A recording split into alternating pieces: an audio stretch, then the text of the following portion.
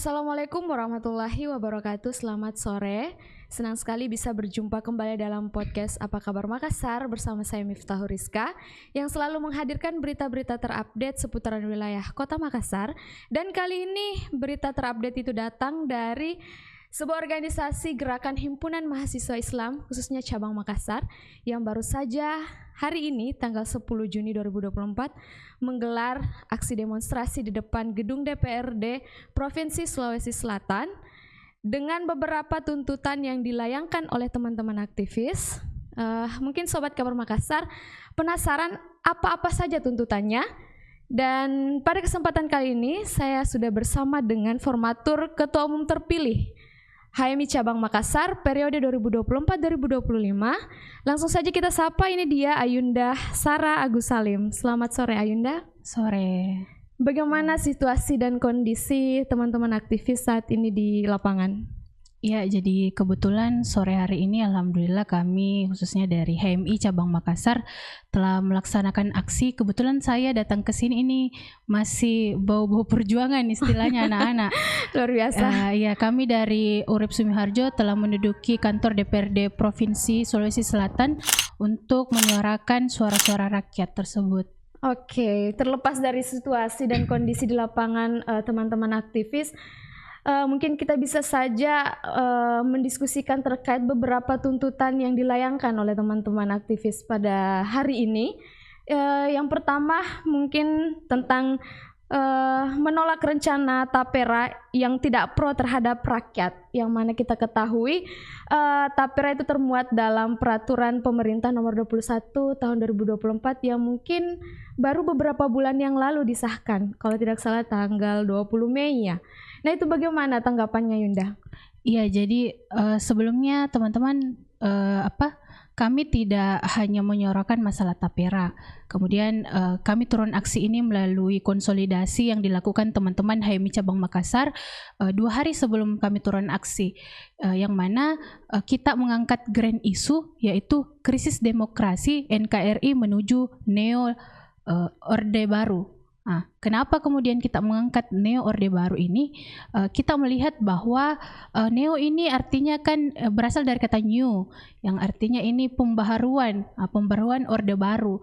Kami teman-teman mahasiswa menganggap bahwa pemerintahan di bawah Jokowi Ma'ruf ini kemudian seperti hampir lebih sama dengan pemerintahan Orde Baru, yang mana kan Orde Baru ini antitesanya adalah Orde Lama. Setelah dikeluarkan Super Semar yang menjatuhkan kepemimpinan Soekarno, kemudian Soeharto ini terpilih menjadi presiden, kemudian disebut dengan Orde Baru. Di situ fokus dari pemerintahan Soeharto adalah pembangunan. Tapi pembangunan yang dilakukan oleh Soeharto pada saat itu pembangunan yang istilahnya anak-anak aktivis itu ugal-ugalan. Ya, karena dia berpikir bagaimana untuk mencari uang atau yang menunjang untuk pembangunan ini. Dia tidak memperdulikan lagi bagaimana rakyat di bawah ini. Setelah itu kan akhirnya Soeharto itu digulung dan masuk ke reformasi. Nah, pemerintah Jokowi ini kita menganggap bahwa dia seperti pada pemerintahan Soeharto itu. Kurang lebih hampir sama ya. Makanya HMI Cabang Makassar mengangkat isu tersebut bahwa NKRI menuju neo Orde Baru. Seperti itu teman-teman. Nah, salah satunya banyak kemudian undang-undang yang diangkat ini yang sangat-sangat menyengsarakan rakyat. Salah satunya Tapera ini. Kemarin ini sudah banyak sekali, tapi puncak kemarahan rakyat ini salah satunya di Tapera. Tapera itu masyarakat ini harus perlu tahu. Saya di sini juga harus menegaskan ini ke masyarakat bahwa mahasiswa turun itu tidak semata-mata menutup jalan kemudian membuat macet dan segala macam. Tapi masyarakat perlu tahu, perlu membuka, perlu sadar secara penuh bahwa Tapera itu menyengsarakan semua orang. Karena kan bahasanya itu adalah gaji yang UMR itu akan dipotong 3%, 2,5% dari pegawainya, 0,5%-nya dari yang memberikan gaji.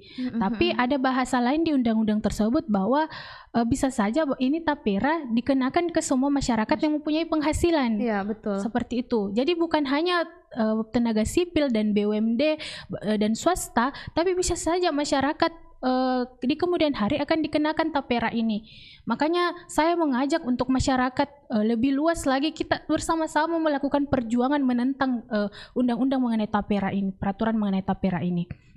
Karena mengingat buruh, pegawai sipil, BUMD, lain-lain, swasta dan lain sebagainya, ini kan sudah dibebankan dengan BPJS, betul, ketenaga kerjaan, itu kan dipotong semua, ditambah lagi ini tapera 3%. Jadi misalnya dia UMR 3 juta sekian, itu kan berarti dipotong kurang lebih 150.000 untuk tapera.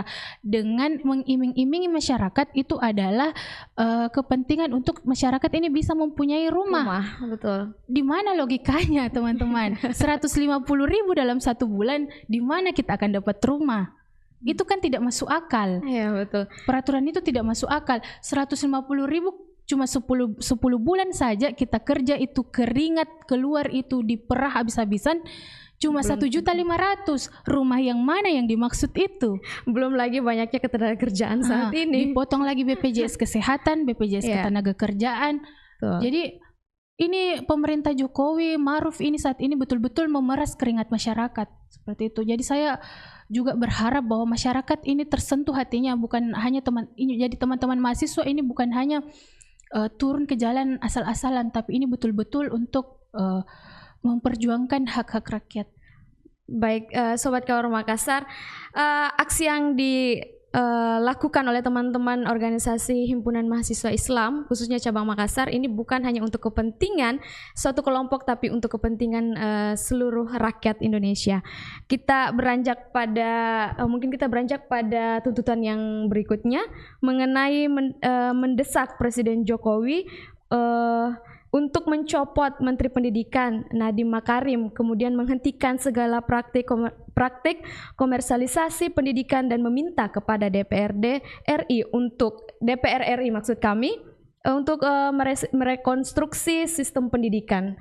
Apakah yang menurut teman-teman Himpunan Mahasiswa Islam di titik manakah yang paling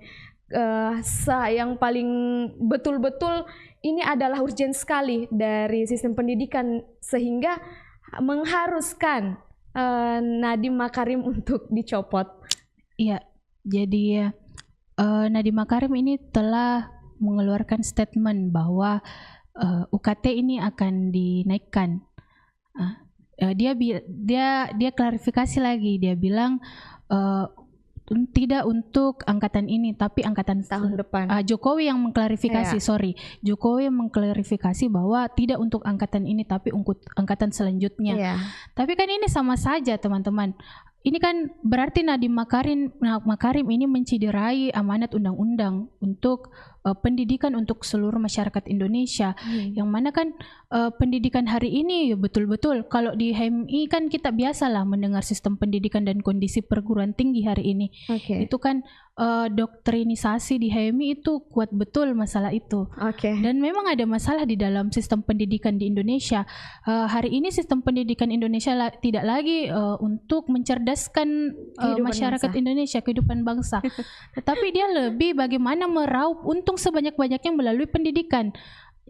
Diperas habis itu masyarakat Indonesia melalui UKT. Mungkin kita ini angkatan yang sudah di atas lah, tapi kalau kita tanya di angkatan di bawah itu UKT itu sudah sangat tinggi dan itu tentu tidak sesuai dengan amanat undang-undang. Makanya kami di HMI Cabang Makassar menganggap bahwa Nadiem Makarim ini sudah tidak pantas lagi menjabat sebagai Menteri Pendidikan karena sudah tidak bisa lagi untuk menjaga amanat undang-undang dan tidak bisa lagi mensejahterakan masyarakat Indonesia seperti itu. Seharusnya mencerdaskan kehidupan bangsa itu harus dijunjung tinggi dan direalisasikan. Akan tetapi yang dilihat oleh teman-teman pada saat ini malah sebaliknya ya. Iya, mengingatkan pendidikan ini sebagai pintu utama ketika orang kita sebagai masyarakat Indonesia ingin berubah atau ingin mengangkat derajat kehidupan, itu kan pendidikan itu sebagai pintu awalnya.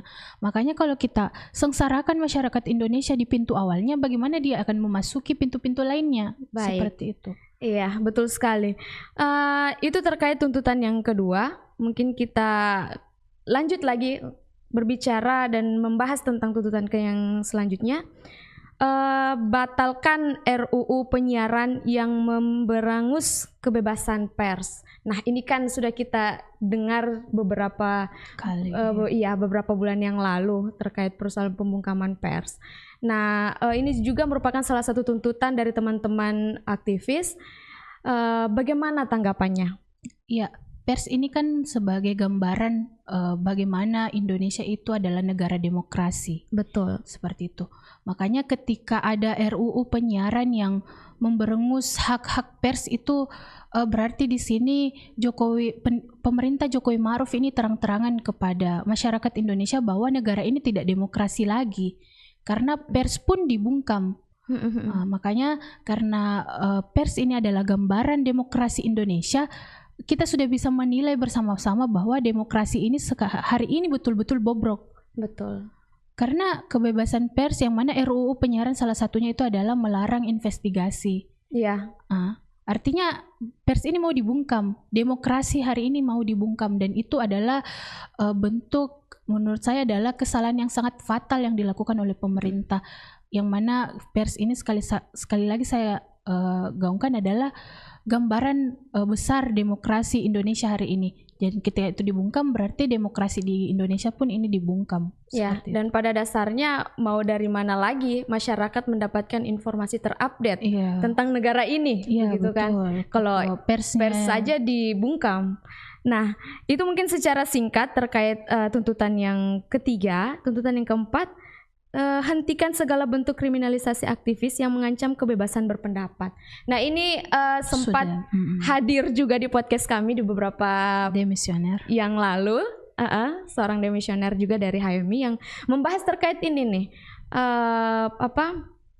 terkait kriminalisasi aktivis, yang mana itu juga merupakan salah satunya adalah korban dari kader himpunan mahasiswa Islam. Ya, bagaimana pendapatnya Indah?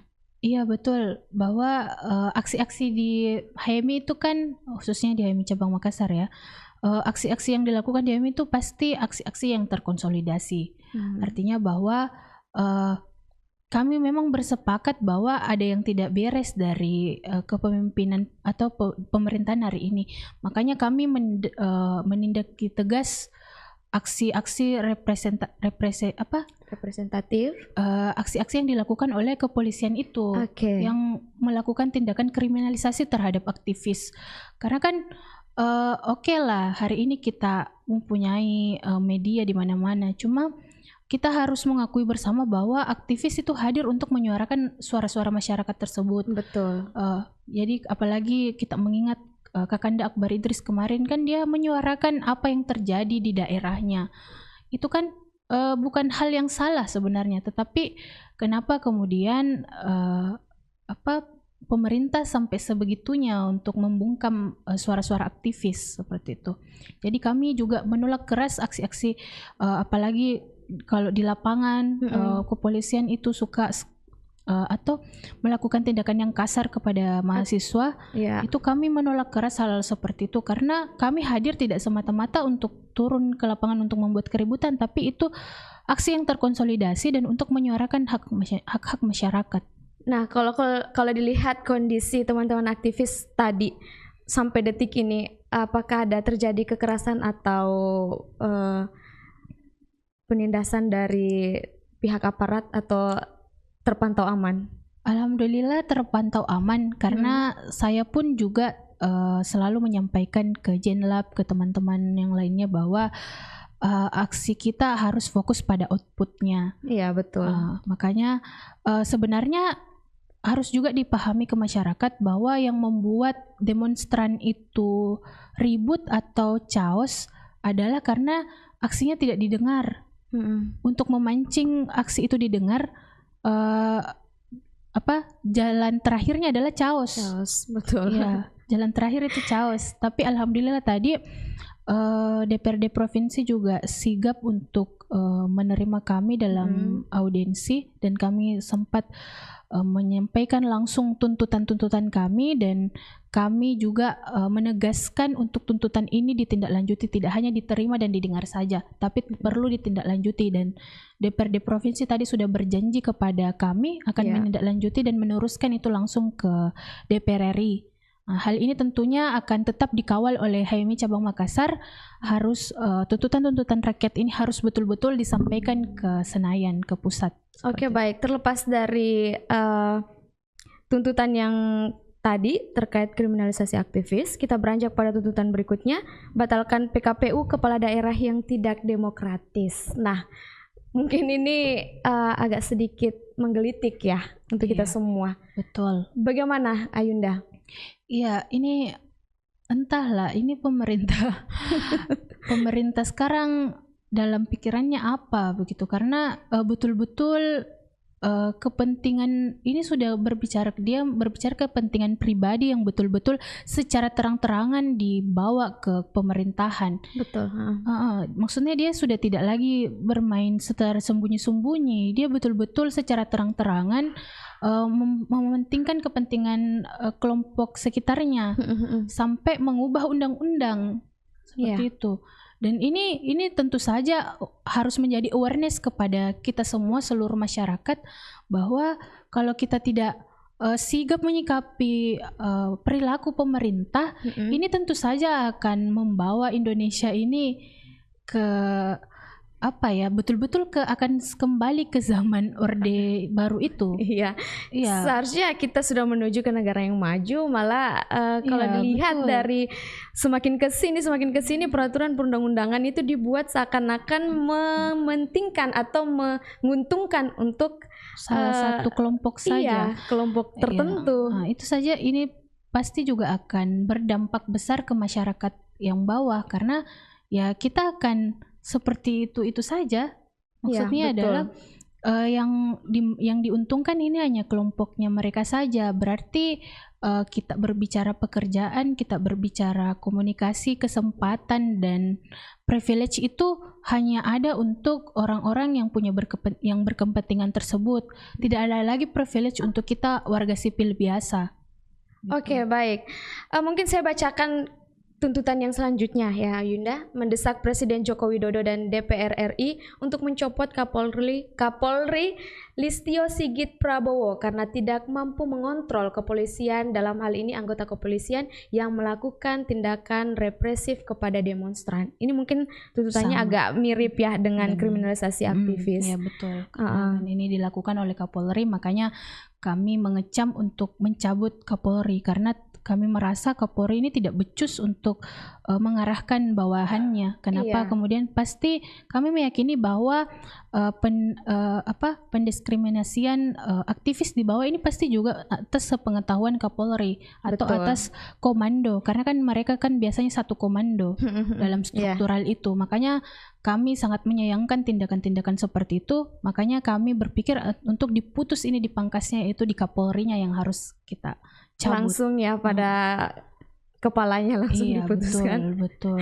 Baik, kita beranjak lagi ke tuntutan yang selanjutnya. Stop revisi Undang-Undang Polri dan TNI yang dapat menguatkan kewenangan kedua institusi tersebut dan berpotensi menimbulkan penyalahgunaan kekuasaan dan merugikan masyarakat sipil. Ya, jadi di peraturan itu, ini kembali lagi ke yang pembahasan kita bahwa ini sama, mirip dengan di pemerintahan di bawah Soeharto. Kami menolak keras hal tersebut, yang mana nanti anggota Polri dan anggota TNI ini sudah bebas menduduki jabatan-jabatan struktural yang ada di pemerintahan.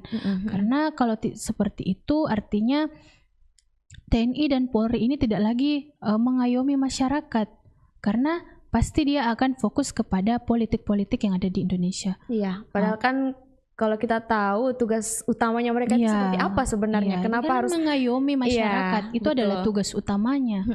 Seperti itu. Tapi kalau dia dengan undang-undang ini kemudian membebaskan dia, berarti dia pasti akan melupakan dari tugas utamanya betul. dia.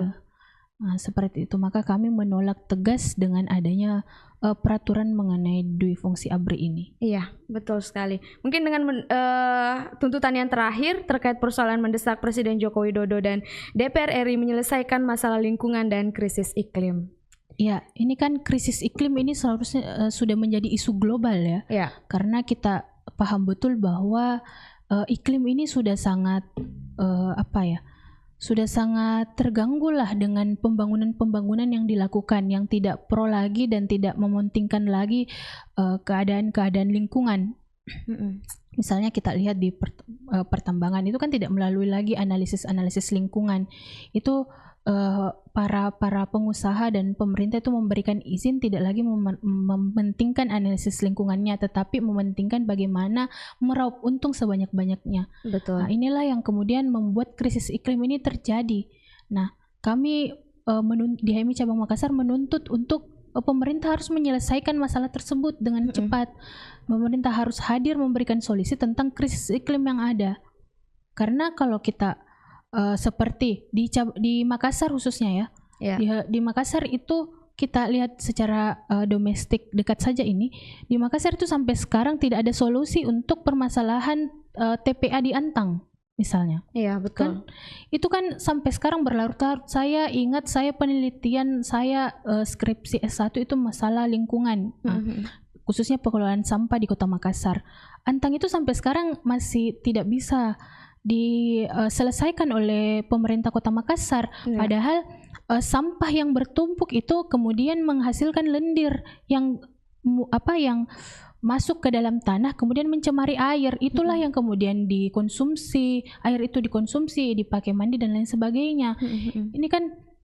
Ini kan perlu selalu dia rencanakan untuk TPA baru, tapi sampai sekarang juga tidak ada itu TPA, masih itu Antang. Tidak ada perubahannya. Tidak ada perubahan. Artinya apa? Selalu diiming-imingi bahwa memperhatikan kondisi lingkungan dan lain sebagainya. Hal kecil saja seperti TPA tidak terselesaikan sampai sekarang. Seperti itu. Oke, baik. Itu tadi mungkin ke-8 tuntutan yang dilayangkan oleh teman-teman aktivis Himpunan Mahasiswa Islam Cabang Makassar hari ini yang menggelar demonstrasi di depan gedung DPRD Provinsi Sulawesi Selatan dan sudah masuk dan bertemu dengan anggota DPR. Ya, kami tadi disambut langsung oleh Ketua DPRD Provinsi. Oke, Ketua DPRD Provinsi, dan semoga tuntutan ini sampai ke yang berhak mendapatkan dan berhak mendengarkan dan ditindaklanjuti selanjutnya, tidak hanya didengarkan saja. Dan mungkin Yunda ada pesan-pesan untuk masyarakat dan juga para pemangku pemerintahan terkait demonstrasi yang digelar hari ini. Ya, saya selalu berharap bahwa gerakan-gerakan menyuarakan suara-suara rakyat itu tidak hanya dilakukan oleh organisasi-organisasi tertentu, tapi saya mau ada kesadaran penuh dari masyarakat Indonesia bahwa betul negara ini sudah tidak baik-baik saja. Artinya apa? Masyarakat harus yakin bahwa masyarakat ini sedang dieksploitasi oleh pemerintahnya sendiri, yang mana pemerintah ini harusnya sebagai pelayan masyarakat, tetapi kemudian pemerintah hadir sebagai orang yang menyengsarakan rakyatnya. Maka saya mengajak untuk masyarakat luas untuk lebih proaktif lagi dengan kebijakan-kebijakan yang dikeluarkan oleh pemerintah, tidak hanya langsung menyetujui dan tidak berbuat apa-apa tentang kebijakan-kebijakan yang dilakukan oleh pemerintah, karena saya yakin gerakan yang dilakukan bersama-sama akan sampai kepada ikhtiar kita bersama-sama. Baik, Sobat Kabar Makassar, itu tadi harapan yang disampaikan oleh formatur Ketua Umum terpilih HMI Cabang Makassar, Ayunda Sarah. Semoga terrealisasi dan semoga kebijakan-kebijakan yang dikeluarkan oleh para wakil rakyat itu dapat mensejahterakan lagi rakyatnya, dan semoga kita semua bisa mendapatkan hikmah di balik apa yang semuanya telah terjadi pada hari ini, khususnya dilihat dari 8 tuntutan yang dilayangkan oleh teman-teman aktivis. Baik, itu saja diskusi kita pada kesempatan kali ini. Terima kasih, dan jangan lupa like, komen, dan subscribe channel YouTube kami agar tidak ketinggalan berita-berita terupdate seputaran wilayah Kota Makassar. Bersama saya Miftahul Rizka, terima kasih dan sampai jumpa.